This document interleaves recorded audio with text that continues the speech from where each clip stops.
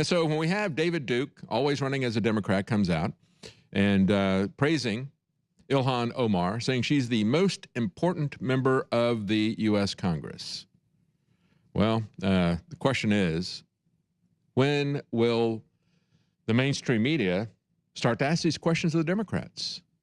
When will they ask them to disavow David Duke? Remember when they attacked President Trump? When are you going to disavow David Duke? David Duke said he liked you. Well, when are you going to, you disavowed him. You said you didn't want to have anything to do with him. President Trump distanced himself from the Reform Party when David Duke started making overtures to them at one point. And so as Duke is tweeting out adoring images of ILHAN Omar, saying she's the most important member of Congress. Of course, she has backed her for several weeks as she went anti-Semitic. Welcome back. I've got one more bit of fallout from the Democrats dithering on whether or not to condemn the anti-Semitism of ILHAN Omar and Rashida Tlaib, or whether they should bow down to them because, you know, they're so afraid of Islam. We've got David Duke now saying that ILHAN Omar is, quote, the most important member of the U.S. Congress. Well, you know, quite frankly, I would agree with him.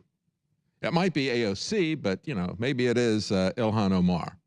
You know, AOC is the socialist side of the Democrats, and ILHAN Omar, and I would also say Rashida Tlaib, but especially ILHAN Omar, they represent the bowing to Islam. And I think those two together represent the future of the Democrat Party. It is a shaky alliance between socialism and Islam, who, as I said earlier in the program, is always run as a Democrat, like all the other KKK Democrats. We had Robert Byrd. He was some kind of a wizard. I don't know which kind of, was he a gray wizard, a white wizard, a grand dragon wizard or something? But Robert Byrd, West Virginia, worked for the KKK, and he was celebrated by the Clintons and so forth. All the people in the Democrat Party, this is the uncomfortable truth, they don't like to talk about the Democrat connection to the KKK, the Democrat connection to Jim Crow laws. They certainly don't talk about the KKK and Democrat connection with Southern Poverty Law Center. Morris Dees, I'll point it out again, Morris Dees' only involvement in the civil rights movement. Remember, he's the one who is supposedly, just like the Democrat Party themselves, they are supposedly the antithesis of the KKK. Southern Poverty Law Center has done massive amounts of fundraising, saying they are against the KKK, except that when Morris Dees was a practicing lawyer, he defended the KKK when they attacked the marchers in Birmingham, Alabama, physically attacked them, burned their buses. He represented the KKK. He was paid pretty well. He got what was then the equivalent of a family of four's annual income for that one particular case. But he decided he could make more money if he did direct mail, so he quit after that, and he went into direct mail. He set out the entire civil rights movement of the 1960s, and then he jumped back in with a Carter campaign. He came to them with his direct mail business. He had a business idea. He said, you give me your mailing list, and I'll do fundraising for you, and you don't have to pay me anything, just give me the mailing list when we're finished. And that became the Southern Poverty Law Center. And now they have hundreds of millions of dollars in offshore accounts. I mean, they're flush with cash. Virtue signaling off of opposition to the KKK when the only thing that their founder, Morris Dees, ever did during the actual civil rights movement when the KKK was a force, the only thing that he ever did was to defend them and make a lot of money off of that. And of course, he made a lot of money then attacking them, which is what the Democrats are now doing. And so when we have David Duke, always running as a Democrat, comes out and praising ILHAN Omar, saying she's the most important member of the U.S. Congress. Well, the question is, when will the mainstream media start to ask these questions of the Democrats? When will they ask them to disavow David Duke? Remember when they attacked President Trump? When are you going to disavow David Duke? David Duke said he liked you. Well, when are you going to, you disavowed him. You said you didn't want to have anything to do with him. President Trump distanced himself from the Reform Party when David Duke started making overtures to them at one point. And so as Duke is tweeting out adoring images of ILHAN Omar, saying she's the most important member of Congress. Of course, she has backed her for several weeks as she went anti-Semitic. Yet we have, when he talks about how he wants to support white people, he doesn't want to support white people, does he? I don't think so.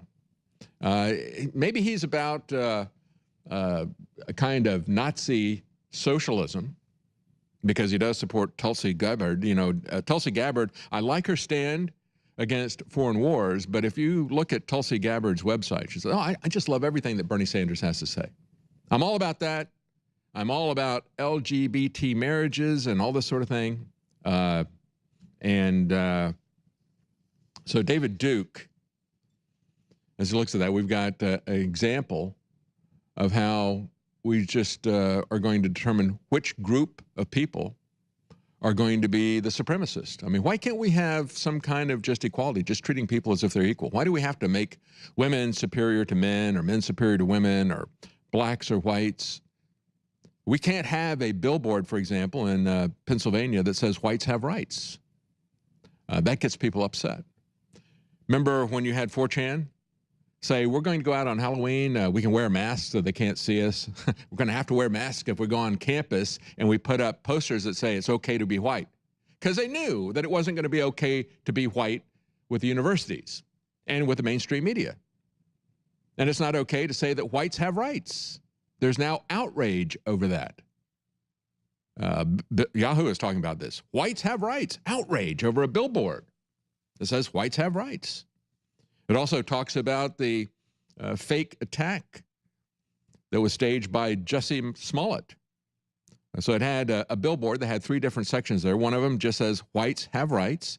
Second one says, it kind of rotates through. Second one says, Jussie Smollett hangs himself and sets race relations back 100 years. Is that not true? Maybe the race relations were harmed more by these people in the Democrat Party, all the Democrat candidates calling for reparations. Again, what does it even mean when you say that blacks get reparations? Who's black? Is Barack Obama black? Does he get reparations? He's half black, he's half white. His black father was never a slave in America. He doesn't have any ancestors, black ancestors who were slaves. The white side of his family, I think, did own slaves, but you know, how do we manage that? Right? How do we determine who's black and who's white? No, it's simply pure racist demagoguery to divide the country. As a matter of fact, the guy who owns the billboard said, I'm not racist. He said racism is misunderstood in America. And he says, I want to have a conversation about it.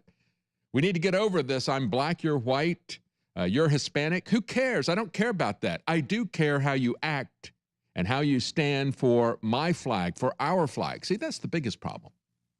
Nobody is talking about ILHAN Omar and Rashida Tlaib, who don't really care about this country. They care about Palestine, or they care about Somalia. They don't really care about America. Why isn't that the scandal? Why isn't it that the fact that they put Palestine first or Somalia first before the interests of America? Why isn't that the scandal? No, instead, we've got to have this, these different groups that are fighting each other. When we come back, we're going to talk about Me Too. Should they have Me Too concerns at the border?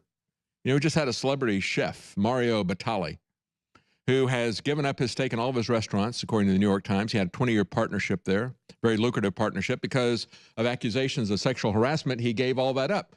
And yet you've got Democrats who are encouraging women to make the dangerous crossing of the border when every migrant girl over the age of 10 is getting a pregnancy test, because more than 2/3 of them are